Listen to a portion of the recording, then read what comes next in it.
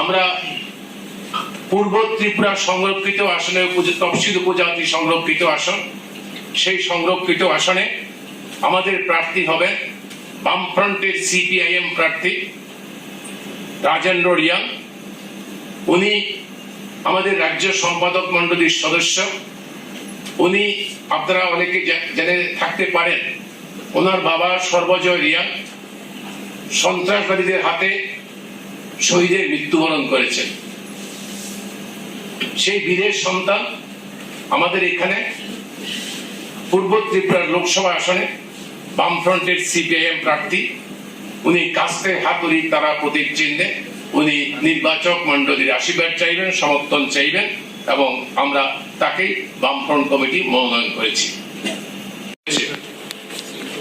এই শূন্য আসনে রামনগর বিধানসভার যে রামনগরে ত্রিপুরা বিধানসভার যে শূন্য আসন, সেই শূন্য আসনে বামফ্রন্টের সিপিআইএম প্রার্থী হবেন কমরেড রতন দাস।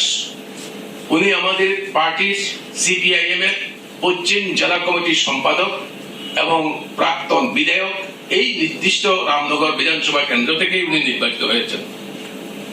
আমরা বামফ্রন্টের তরফ থেকে আমাদের রাজ্যের সমস্ত ধর্মনিরপেক্ষ গণতান্ত্রিক সংগঠন, রাজনৈতিক দল, ব্যক্তি বিশেষ সবার কাছে আবেদন করব, আমাদের এই প্রার্থীদের বিপুল ভোটে জয়যুক্ত করে এই বিজেপি আইপিএফটি মথা যে সরকার, সেই সরকারের মুখের উপর জবাব দিন, যেন ত্রিপুরার মানুষ তার গণতান্ত্রিক অধিকার প্রতিষ্ঠিত করতে পারে।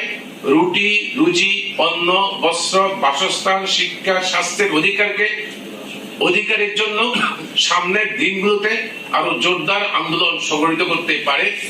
কমরেড রাজেন্দ্র রিয়াং কে লোকসভা কেন্দ্রে এবং কমরেড আপনার রতন দাসকে রামনগর বিধানসভা কেন্দ্রে জয়যুক্ত করে আপনারা এগিয়ে যাবেন।